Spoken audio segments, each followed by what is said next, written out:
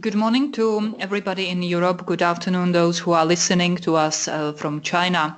My name is Ludmila Hiklova and I work in the USME Center in Beijing as a legal advisor, and welcome you in our How to Import Software and Provide IT Services to China webinar.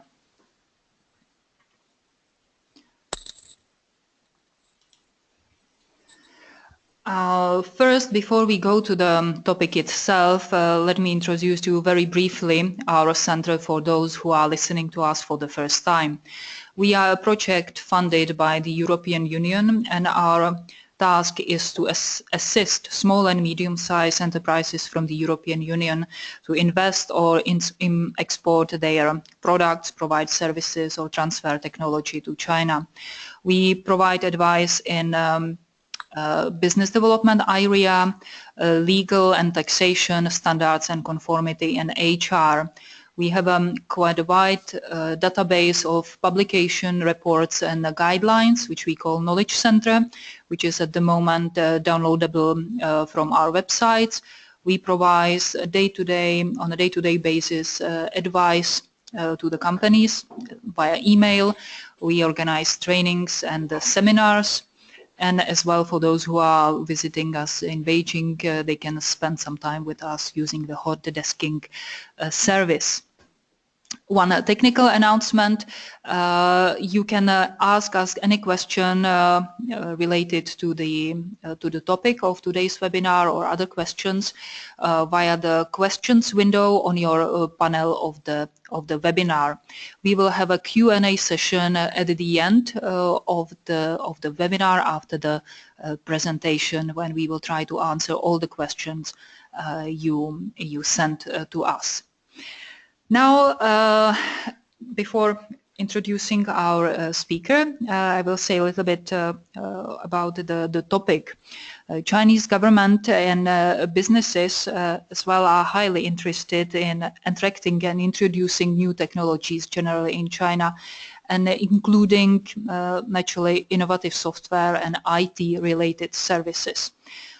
However, the regulatory landscape for software transfer, importation, selling, licensing is rather complex. Therefore, we have decided to dedicate to this topic not only this webinar, but as well we have drafted with the assistance of the Mrs. Li Jiao drafted the guideline on the topic importation of software and providing IT services to China, which will be published soon and available on our websites. So Mrs. Li Jiao, she is an experienced lawyer working for the Buren lawyers, and she is attorney at law since 2007. She has a long years experience in commercial contracts, intellectual property, joint ventures, merger and acquisitions. He studied in the Netherlands. He studied in Beijing as well, and he is a guest lecturer at Erasmus University and Wageningen University. And at this moment, I pass the word to her. One technical thing, our speaker is located in Amsterdam, so there might be some slight delay between slides and then the voice, so apologies for this. Mrs. Li Jiao, the floor is yours. Thank you very much, Ludmila. Thanks for the nice introduction. Good morning and good afternoon, everyone. Hello, I'm Li Jiao. Welcome to our session today, and it's really my big pleasure to discuss the topic with all of you. As Ludmila already introduced, today's topic is about software importation and the provision of IT service in China. And actually it's a very broad concept, a topic, so within the limited time, like 40 minutes, I don't think we can go into every details about Chinese law and the legal practice regarding this topic. And just to give you some, I think, some like key aspects. And if you have any questions, feel free to ask. And in this case, feel free to text. And I'm trying to answer as much as possible, as many as possible after my presentation. Okay, So first, today's agenda, and we're going to discuss 5 main topics. And the first one is a brief introduction to the government policies, the policies issued by the Chinese government in this respect. And secondly, as you may already know, recently we have a major reform about the FDI regulations in China, and it will have some significant impact on the investment in the Chinese software and IT industry. And the third one is, I think maybe this is most interesting to most of the participants, is about the distribution channels and the relevant legal issues. And also, as you may notice, I don't list like IP protection and tax issues as separate topics, but we will also cover this when we discuss all kinds of like distribution channels. And for certain types of software like online gaming and mobile applications, we have special regulations. We'll also touch upon this. And lastly but not least is about the provision of IT services. And I think we will not spend too much time on the telecommunication services. Today we will focus on R&D services and cross-border IT consultancy services. Okay, this is the agenda. And next.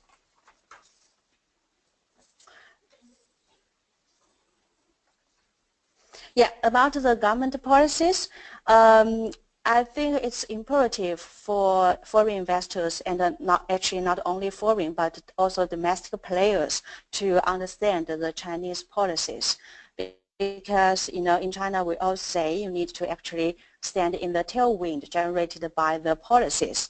And when we talk about the Chinese policies, I think we mainly refer to the development initiatives, mainly the 5-year plan. And I'm not going to explain too much here. Maybe most of you hear about we have already released the 13th 5-year plan earlier this year. And this plan actually outlines the Chinese goals, principles, and targets for its development through to 2020. And innovation-driven development is repeatedly referred to as a driver for Chinese economic growth. And actually, it's a more, significant emphasis on like innovation, Internet Plus. You may already know this concept, and the new media and the information technology. And we also have more specific plans. I list some here, like the National Strategy Emerging Industries, and high-end software and the new information service industry is listed among them. And even more specific, as you may now know, we have also planned for software and IT service industry. For the 13th 5-year plan for software and IT service industry, we expect the government to release it next year, early next year. And in this plan, the Chinese government, sorry, I just referred to the last 5 years. I think focus on like basic software, industrial software solutions, embedded software, and information security software, or it's all kind of like a high-end software and also IT service industry. So if you see all these plans, you see this industry is really highly encouraged, financed by the Chinese government. But a downside or a negative thing for the foreign investors, maybe not so negative, we talk about like a buy local policy initiated by the Chinese government, or the indigenous innovation policies. And that means like actually Chinese government aims to design to develop indigenous capacity to create innovation and advanced technology. And in the cases I deal with, actually we have the foreign clients, they have this kind of like a problem, and when there are Chinese users, clients, especially like the public institutions, they say, oh, I have to compile with this kind of policy, and we need to, at least a certain percentage of the software embedded in our devices or the solutions, we need to be like Chinese brand or R&D in China, all these kind of like requirements. Okay, so this is about the government policies, just to give you a very general background about the policies in this industry. Next one, I think, when we talk about the Chinese law and regulations about software and IT services, it's quite necessary to understand the legal definitions of software products and IT services under Chinese law. So you will see in my next slide, I have listed the maybe you can now see the slide now. Ludmila, could you please move to the next slide? We are on the other slide. I can see the other slide, but probably you are not at the moment. Maybe internet connection. Okay, sorry. Okay. Yeah, it could be. Okay, I just took. Yeah, move to the next one. Maybe you start talking about this. Yeah. Thank you. Some technical issues. Sorry. For the software, actually, it's defined by the Chinese Software Product Registration Regulation, and it includes like a computer software and the information system, and also include the embedded software. And we will have a separate slide on specific for the embedded software later. And also, it's also referred to the software provided in the technology services. Okay, and IT services, as I already said from the first beginning, today we mainly will deal with the IT consultancy service and the R&D services. For the data processing and the operation service, and mainly it's about the cloud computing services. So maybe it's not that interesting for the participants today. So we just will deal a bit with this, especially about the data protection law in China. So when we just talk a bit about the Chinese policies and all the opportunities in China, you may already see the opportunities for your own business. And then the question is, do I need to set up a local entity in China? And is this required by Chinese law, or only do like cross-border transaction would be sufficient? And I understand, most of the foreign clients, when they come to us to ask whether I need a local entity, their concern could be like, it's too complicated to incorporate a company in China because the language, the cultural difference, and the complexity of the FDI laws. So now I'm talking about, now we are discussing about the recent amendment to FDI laws, which indeed a good news for most foreign investors. Normally, FDI into China requires the setup of FIE, it's foreign invested enterprise, and the common vehicles used by foreign investors include, we call it Usme, it's wholly foreign-owned enterprise. That means all the shares 100% owned by the foreign investors, including investors from Hong Kong, Taiwan, and Macau outside mainland China. And also, and the second type is category mostly used is EJV, Sino-Foreign Equity Joint Venture, means there's always shareholders from both sides in mainland China and outside mainland China. And the reasons why they choose EJV, either it's required by law, you have no choice, like a telecommunication enterprise, you have to have EJV in place. And also you need to, like a second reason could be like you need to cooperate with your local partners for the marketing, for the government relations, whatever reason. So EJV is also an attractive vehicle for the foreign investors. And the CJV actually is less and less popular, so I'm not going to say too much about this. And this is the common business vehicles, and the amendment actually is to all the laws governing the just mentioned vehicles, like UFI law, EJV law, CJV law. And the key message here is the administrative approvals have been suspended. Okay, the official language legal language is suspended, but in legal practice, actually it has been abolished for the foreign investors. And instead, you're only required to file for the record to local regulators. And okay, in plain English, that means in the past, you need to file to the MOFCON for the regulation authority for approval, and now you don't need to get the approval certificate anymore, just to file the certain information with the MOFCON, which will be simplified incorporation procedure. And but the condition is as long as the business is not on a negative list. But what is a negative list? We actually expect a whole list like they already did for the free trade zones, like a negative list including the specific sectors and what kind of special administrative measures we apply to such sectors. But it's not to actually almost everyone's surprise. They don't have not yet a nationwide negative list, but just simply refer to the older industry catalog.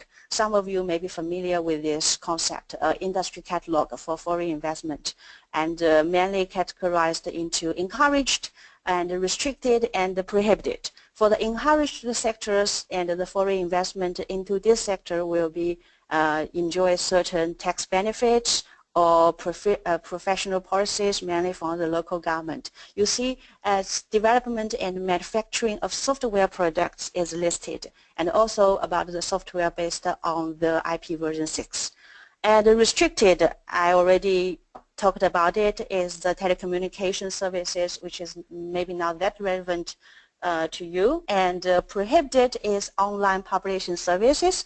And for the foreign investors who are interested in online gaming industry into China, this is a red light, because to distribute online gaming, you need to get the online publishing service permit, and this one is prohibited to the foreign investor. So bad news. Okay. Now I'm talking about, now just finished the part about the FDI, very general overview.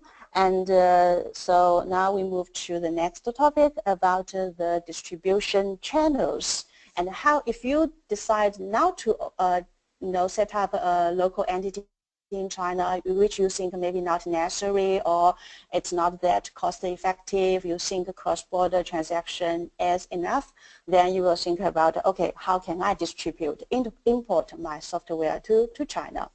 And as you may heard before, like you have to register your software products in China. Then after that, you are only allowed to import to trade software products in China after the registration. But actually, since March last year, it's now no longer a compulsory requirement to register for the trading and the importing of software products in China. It has been abolished by the Chinese government. But still, you will see a lot of Chinese enterprises, mainly it's local Chinese enterprises, will apply for this kind of software product registration. But the motive behind this actually is to pursue the tax benefits and the deduction. For certain software enterprises in China, you can enjoy like the tax exemptions like a CIT, because the tax rate in China is not low, it's 25%. And to be qualified for the tax exemption, you need to have your software product registered. And also for the VAT, we have a refund policy about VAT, domestic VAT on the Chinese software, the turnover, and you can also have we have the refund, and we have the refund upon collection policy. But to be eligible for this policy, you have to have your software product registered. So the motive behind it is about to enjoy the tax benefits. And who can file the registration is the software owners. And for the importing software, mainly you just ask the importer to do that. And as the application actually is not filed with the government directly, it's with the local software industry association. So this is all about the decentralization, the regulation on the software products. Okay, and so this is not a precondition anymore, which makes always things easier. In my past experience in the past years, I deal a lot actually is now the cross-border license, and of course thanks to the the development of the technology. And for example, I have advised like a spin-off of a Dutch university to direct license their license the right over their software to the Chinese users, mainly the Chinese universities and Chinese like the companies, and they deliver actually software to their Chinese users just electronically, and no physical goods like discs will go to the Chinese customer for the customer clearance. And the advantages of this electronic software delivery is, of course, you can earn a bigger margin. That means you don't need to pay like commissions or other remuneration fees to a Chinese local agent. You just deal with Chinese users directly. And another advantage is electronic delivery will not be subject to Chinese custom rules. So all the importing by this way, you don't need to pay like the custom duties and the importing VAT in China. But obviously there are some advantages like the payment issues, because the royalties paid from China to EU developers, and I think most of you know, if you have dealt with Chinese users and they have experience doing business with Chinese customers, it's like all the payment you have to, we still have the foreign exchange control, the system in China, and they need to go to the bank to transfer money, but they should prove certain documents, present certain documents to the bank. For example, in the case of software, most of the banks in China will ask for like your contractor registration, whether your contractor already registered with the Chinese government with MOFCOM online platform, and the payment of the withholding tax, because royalties payment from China to the EU developer will subject to the withholding tax depending on the tax rate in the double tax arrangement, and also the 6% VAT. And all these things like the contract registration and the withholding tax payment, which is normally controlled by the Chinese users. So if the Chinese users just say, okay, I can't make it for whatever reason, so I cannot pay you, so this is quite a risk for the EU developers. And secondly, of course, the possible negative impact of the Chinese Great Firewall. And I don't think the internet content censorship will target like technical software, but still you have this is exposure like the Chinese Great Firewall could easily block any foreign websites. And the third one is more for the business-wise. It's also a problem for the long-distance maintenance and the supporting services, which could be a disputable issue in the future. And this is a cross-border license. As I just mentioned, you need to actually register your license agreement with the Chinese government. But there are still some extra requirements for the license agreement. And I'd like to give some tips. And the first one I already mentioned, online registration, and I include the English name of the platform for the people who do not know it yet. You may just do your own search, and it's very accessible even to the foreign users. And secondly is the governing law for the license agreement. I say it should be Chinese law. But actually it's not a legal requirement. It is not like regulated by Chinese law that the license agreement should always have the choice law of have the Chinese law as the chosen law. But there's a specific reason behind it, because we talk about actually the contract registration and also the payment through the bank. They still need a copy of the license agreement, and it's always facilitate all the procedure if you have a Chinese law agreement.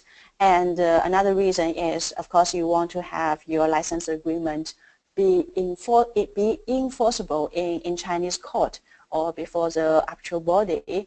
So we would strongly recommend it to choose the Chinese law. If you choose like a foreign law, there could be some issues, like because if you choose foreign law before a Chinese court, you need to actually to prove the content of foreign law yourself. And if the other party opposes any of the content of foreign law, it could be a very tricky issue, and the Chinese court, in the end, they will apply Chinese law anyway.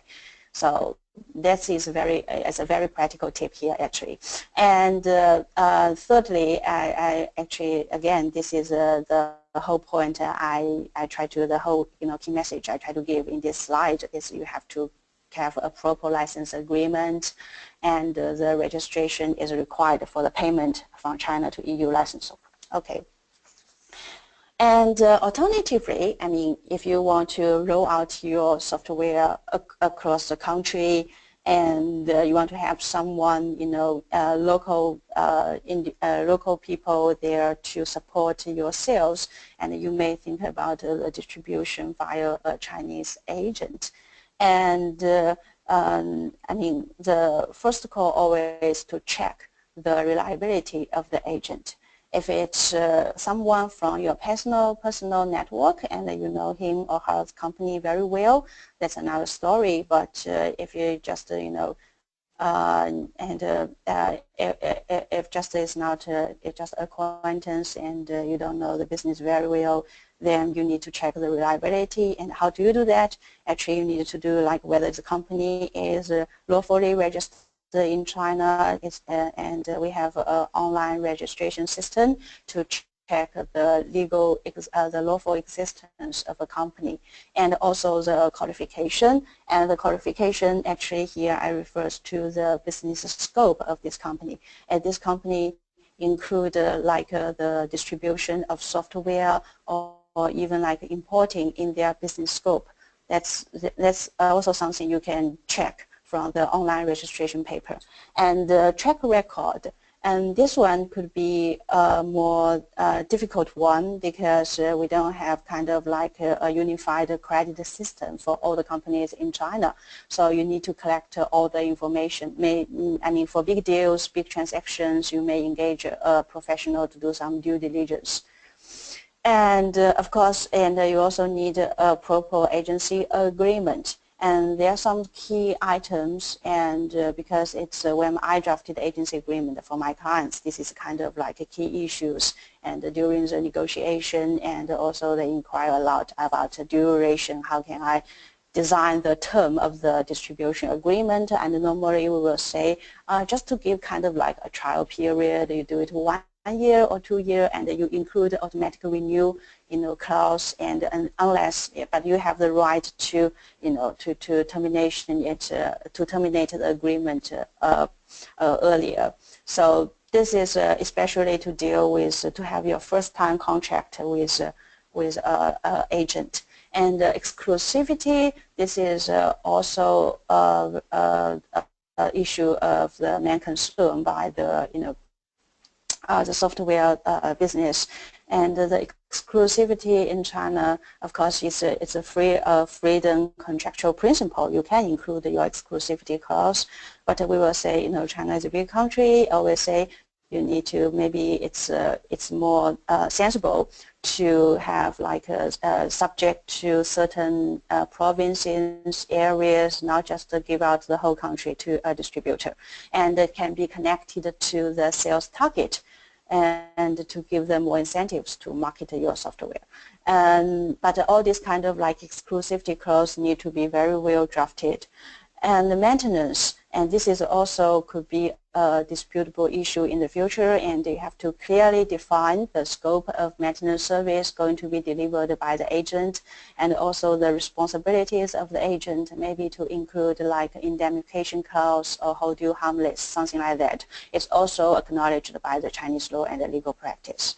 And IP is the last point is regarding the IP protection, and also to include the obligations for the agent to detect any IP infringement in China and to assist in to bring to institution any IP litigations or the settlement. So maybe because most of the cases agents are local Chinese, so you could ask them to assist in the collection of the evidence and also even do the first talk with the infringing party. But all these things will drafted in the agency agreement.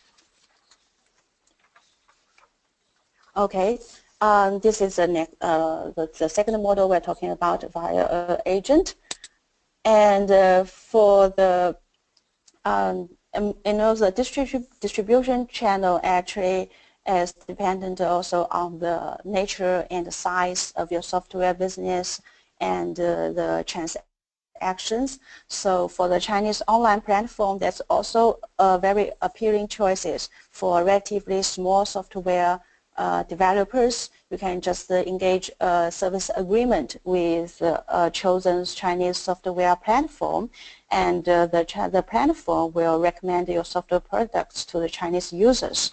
And to conclude such service agreement, actually you may not have too much bargaining power because the online platform will normally have their own template.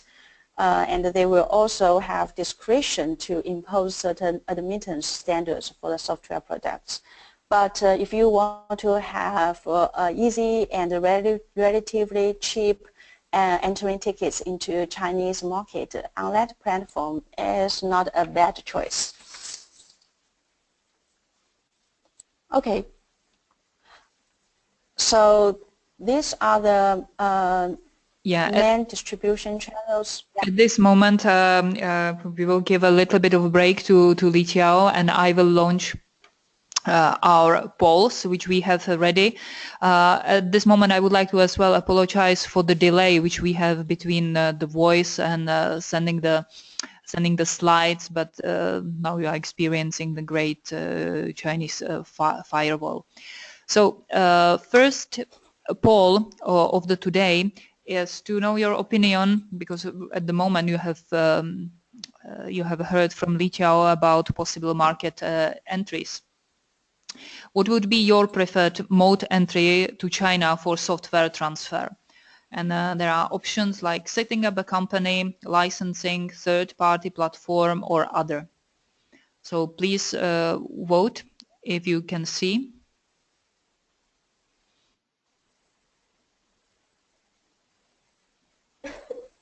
And the options again are setting up a company, licensing, third-party platform, or the other.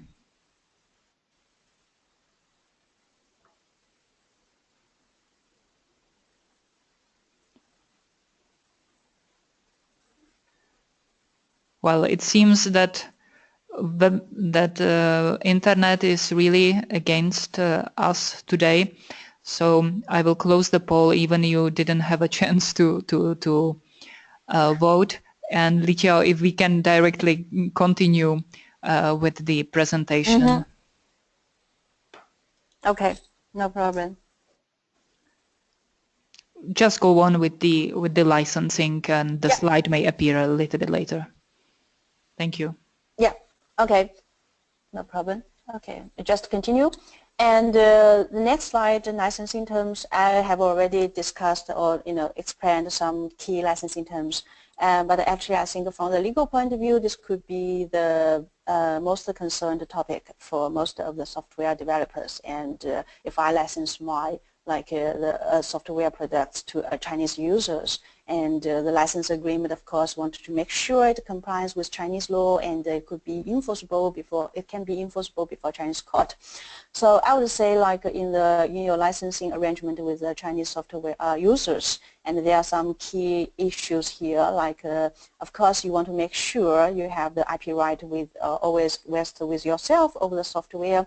And here I say copyright registration with CCPC recommended. It's not a mandatory requirement. As long as you complete the work and if you publish your work in China, it will be protected by Chinese copyright law. And even it's not published in China, but China is also a member state to the Berne Convention. And if you publish completed in a member state, then it still will be protected by the Chinese law. But why we say you always recommend to do the registration, and because the registration, the certificate can be a very easy proof, a legal record of your right. And secondly, it's not a complicated procedure at all. And thirdly, it costs nothing. And so we will recommend to do the registration. And the second point, it's related to the scope of license. We all say please indicate, please explicitly state your scope of license in your license agreement, and especially like whether you also grant the right to sub-license or grant the right to transfer. These kind of issues need to be considered when you design, when you state your scope of your license. And the exclusivity we already explained, it should be explicitly agreed as well. And payment conditions, in some cases you may want to link it to the sales turnover or product like your software embedded. Something it's like to include a formula rather than a fixed fee. So in this case, we will say to include auditing clause, and to allow yourself to look into the the sales records and to find out whether all the sales reports by the Chinese company is true and correct. And maintenance and support service, that's also a very important topic. And then you have to define all the obligations between you and your users. And between you and the agent, if agent is including his licensee in the agreement. And the last point, because we also did, EU SME Center also gave a guideline about technology transfer last year, which also did by our firm. And actually we also include this a bit in that guideline. It's about the validity of restrictive terms, because I noticed a lot of software developers would like to include some restrictive terms like exclusive dealing. You are not allowed to deal with other competitors, like grant back obligation for the improvements you made upon my software. You need to license back without the compensation. All these kind of like unequal conditions and tie-in, and for my software you need to also to buy another software and to make a package. And the non-challenge clause, you are not allowed to challenge my IP right over the software. All these kind of restrictive terms, actually you need to be very careful when you include this in the agreement, because it could be deemed invalid by the Chinese law. Okay. Now we move to the specific types of the software. As I see now, we only have 20 minutes left. So now we're going to talk about online gaming now. Online gaming, it's we will divide into distinguish between development and operation. For the development of online gaming, it's free for foreign investors. It's allow FDI to invest in the development, but it's prohibited in the operation.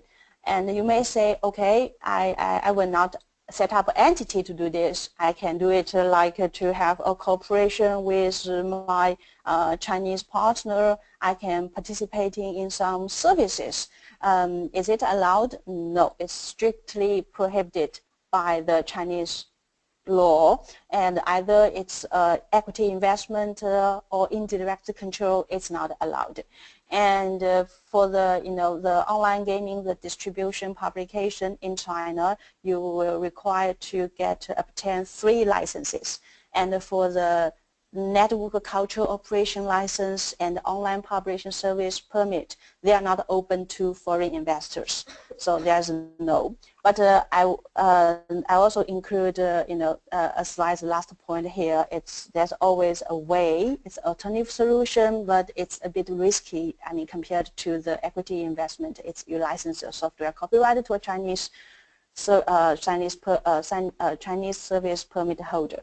And you do it indeed a very, very indirect way. That means you will not participate in the operation at all. You just license your right. And the second type is about the embedded software, which is also, this is a strategically emerging industry in China and also encouraged by the Chinese government. And embedded software, normally it's traded as a part of certain devices, and the software might be under special supervision if the devices are applied in special areas. I give an example here. If your software is embedded in medical devices, and it will be considered as part of the medical devices, that means it will be supervised by the government based on its risk level. And yeah, sorry, I see the size is slow here, but I just move on. I include a case law here. It's Microsoft with the Unistrong in Beijing court, and yeah, we don't have time to go into detail to discuss this specific case, but the case actually, the given implication actually is about how to prove the copyright of the embedded software, because normally embedded software is traded not as a single product. It's always combined with the embedded in the device, and yeah, because of the limited time, maybe you can if you are interested, I can give more information after the seminar through email or and send my short article on this case. Okay. Mobile application, that's could be another, I think, a very interesting category for today's participants. Yeah, I'm sorry, at the moment I have to interrupt. We really experienced very heavy troubles with the connection. So the webinar will be later on, it is recorded and will be later on available on our website. So all these slides and the voice recording will be available. Apologies to you, Lichao, and the audience as well. And let's continue with the webinar. Okay, yeah, but you can hear me, okay, Rudimina? The connection is okay. I don't know whether the audience can hear me. I can hear you well, and the voice is fine, but just the slides are slow. I see. Okay, no problem. Yeah, mobile application, as you may know, like for the Android system, actually in China, we don't have Google Play Store for the time being, but we have like more than 200 app stores for the Android system. So that's a very promising market for the foreign apps, mobile app developer. But recently we have issued new rules by the Cyberspace Administration of China. And as you see from this slide, all the mobile app providers are obligated to confirm the real identities, create a user information security system, and also do the content censorship, which is very Chinese, and remove any features that are unrelated. It's all about the censorship and the check, and also even you need to check all the user login information for at least 60 years. I think it's maybe too heavy for the foreign app providers, but as you may, of course, most of you familiar with this industry, and most of actually the mobile app providers, developers in EU, they may just engage a Chinese agent and to do it by the Chinese agent. Okay, and apart from this, there are no other specific regulations on the mobile app sector. Okay, let's move. And the provision of IT services and IT consultancy service, FDI in this area is fully encouraged, no restrictions. and you can set up a Chinese subsidiary, and Usme is always a preferable entry model because you don't need to share your IP with a Chinese partner and you have the full control. And you have, of course, you have an entity in China, you will be subject to the Chinese tax like CIT 25% and the VAT is 6% over all the invoiced consulting fees. And for a relatively small taxpayer, and you get a unified collection rate of 3%. And if you don't want to have an entity in China, cross-border IT consultancy service is also a viable model. And you can just conclude the consulting service agreement directly with your Chinese users. And watch out, because in some cases, although it's earmarked as consultancy service fees, in the view of the Chinese tax authorities, they may think it's royalties, especially if you include like you have a hybrid agreement. Let's say we have consulting service and we also transfer or license certain technologies. So they will see, okay, it's not a service, it's not service fee, it's actually royalties. So you will be subject to the withholding tax, and which normally is 10%. And also it's always subject to the 6% VAT because your user, the accepting party, is in China. So the Chinese party needs to withhold the 6%. And a more tricky thing is about, we call it the permanent establishment. That means if you dispatch your employee to China, and if your employee live in China for a certain period within 12 months, actually it's 183 days, and the Chinese tax rules on service permanent establishment will apply. That means you have a presence in China, a virtual presence in China. And the income tax, I say this is a normal range. If you avoid to create a permanent establishment, then it's 0. But if you have one, then they will deem your profit rate is 20%. And 20% multiplied by the CIT rate, 25%, you will have income tax like 5%. You have to pay this tax to the Chinese government. And all these Chinese taxes should be withheld by your Chinese customer before they pay you. And next one is another service type, software R&D service. Again, foreign investment fully encouraged, no problem. And again, you can do cross-border service. You may just conclude a software development agreement with your Chinese customer. And just two key items need to be very carefully dealt with is copyright ownership for the R&D service agreement. Always agree upon in a written contract explicitly and definitely. Otherwise, the ownership right will belong to the interested party, which will be the Chinese customer. And similar to the cross-border consultancy service, you also need to the extent possible, avoid creating a service permanent establishment in China. I know this kind of tax issues may be a bit, too complicated, and I just give some key points here. And if you any questions regarding tax issues, we also have our tax lawyers in Beijing, Shanghai, and also here. So feel free to post questions. We are happy to answer.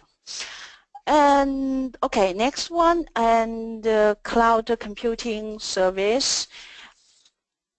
Okay, earlier this year, no, sorry, we have a new catalog issued by MITT last year, and it's specifically include cloud computing service as a value-added telecommunication service. And for this cloud computing service, you cannot do it on a cross-border service, a cross-border basis. Always need to establish a company in China, and the company should always controlled by the Chinese party. And for the acquisition of all the licenses, actually in practice, not always, even you cooperate a Chinese party to have your Sino-foreign joint venture, it's not always you can succeed in obtaining all the licenses. So this is a gap between the law and the practice. And so alternative solution is it's like all the big companies, they do the contractual cooperation with the Chinese local license holder. So they contribute to the know-how, and the Chinese license holder actually will run the business. And the data protection, and for the cross-border data transmission, actually we do not have a comprehensive regulation yet. And the Chinese released all the regulations actually now is sector by sector. Now we have like financing or the bank, and also like personal health information, or this kind of like data transmission, I mean cross-border, is highly restricted. But I think now it's maybe not that relevant topic for today. Okay, finally now we sorry, too much information today. Maybe for you it takes some time to digest. But now we give some key takeaway points for you. And always good to choose the proper distribution channels, consummating with the science and the nature of software business and the transaction.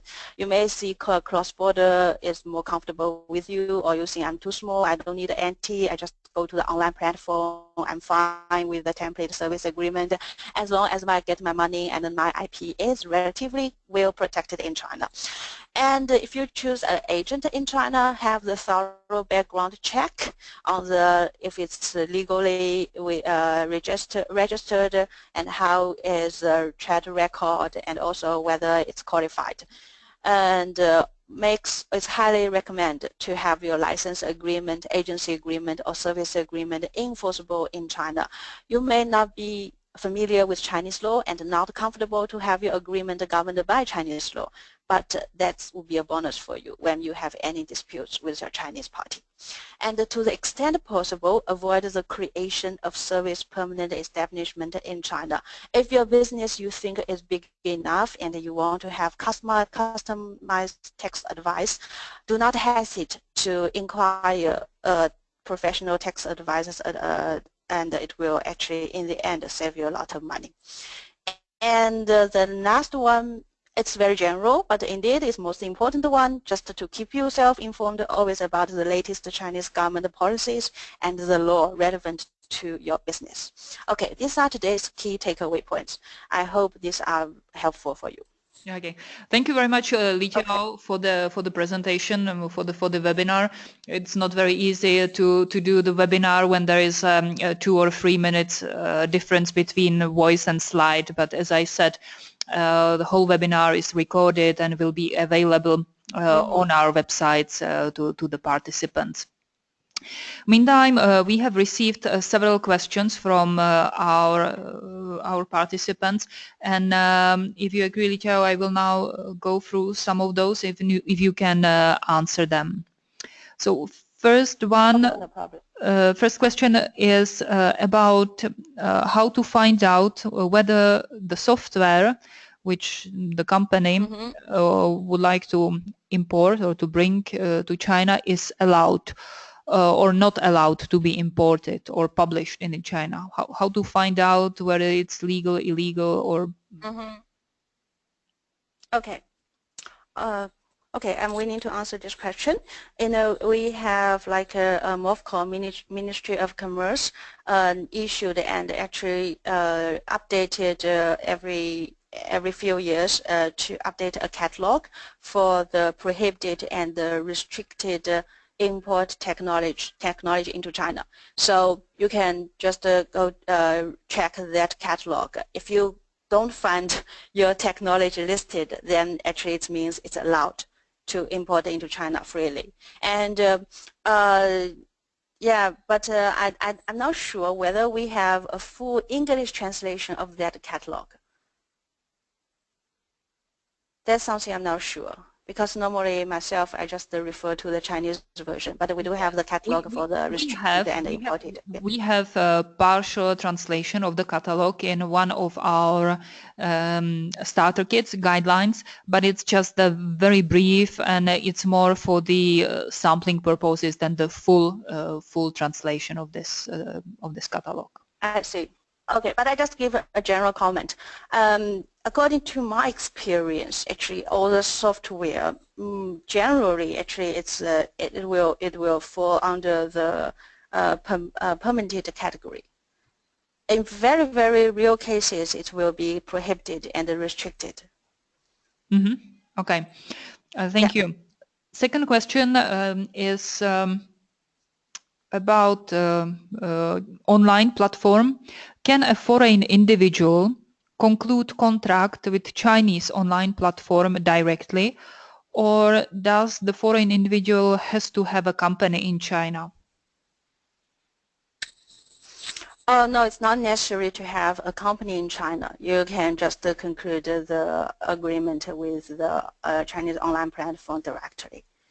It's Okay. no problem. But it's not a legal issue actually, Ludmila. It's more like a practical thing because maybe they only have like Chinese template and maybe it's difficult to communicate with them in English. So that's, but legally there's no restriction on this. All right. Okay.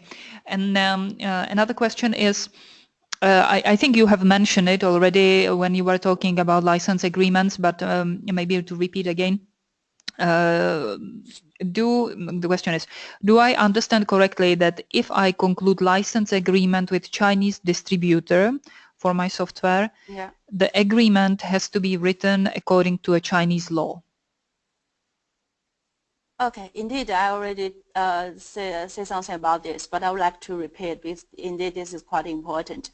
As I say, it's not a mandatory requirement by Chinese law. You don't need to have your license agreement governed by Chinese law, and this is not a legal requirement. But in practice, this is always your top priority option, and we would strongly recommend, because for the reason to make sure your license agreement can be enforceable in China, and secondly, more practically, I think it's connected to the payment, because if you have a Chinese version agreement governed by Chinese law, it will greatly facilitate the procedure for the Chinese user to do the bank transfer, the foreign exchange transfer.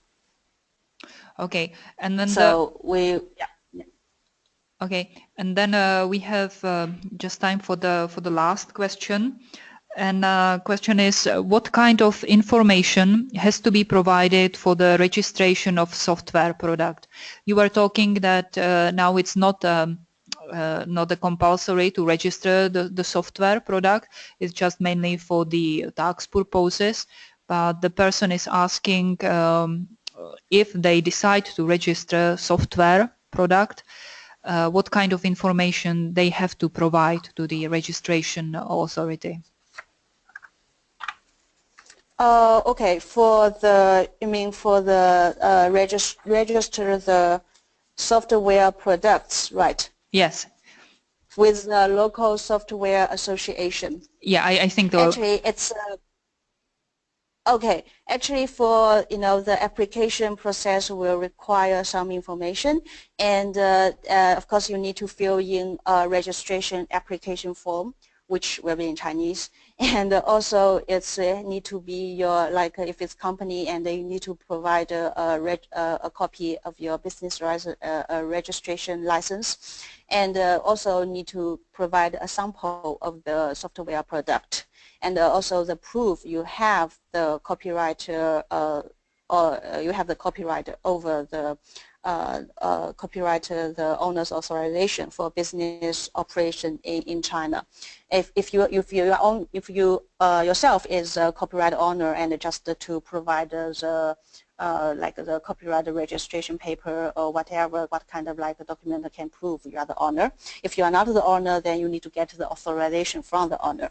And also you need to have like a testing, like a document issued by a software testing company, and the local software association will publish a list of the recommended testing companies.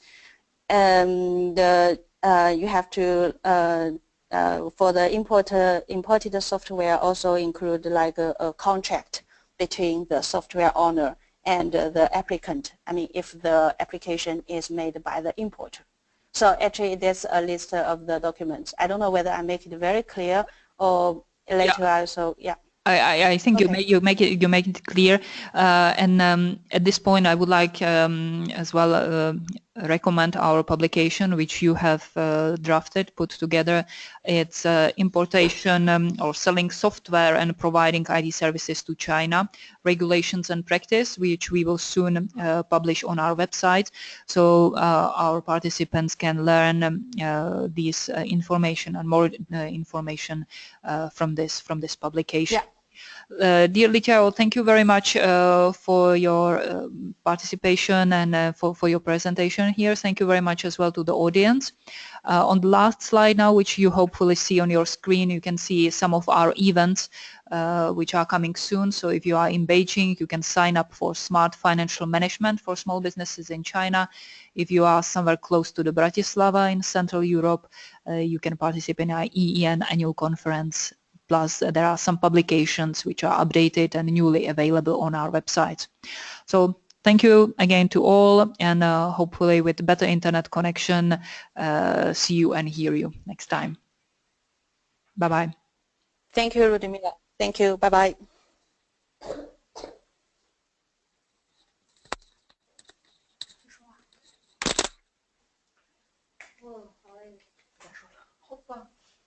结束了。